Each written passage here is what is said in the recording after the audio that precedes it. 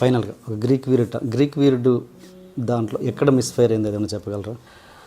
Greek వీరుడు second half పోయింది, సరిగ్గా లేదు అది. ఫస్ట్ థింగ్ అది అయిపోయింది.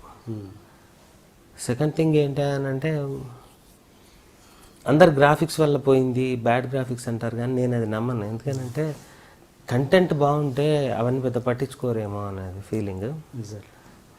మోస్ట్ ఇంపార్టెంట్ ఫ్యాక్టర్ నేను ఫీల్ అయింది ఏంటంటే, ఎక్కడో నేను ఆ సినిమా చేయటం వల్ల ఒక ప్రెడిక్టబుల్ ప్యాటర్న్ ఫీల్ అయ్యారు ఆడియన్స్. అదే గ్రీక్ వీరుడు వేరే వాడు చేసుంటే అంత ఈజీగా ఉండకపోయేదేమో, కానీ ఆ ప్యాటర్న్ని గుర్తుపట్టారు వాళ్ళు.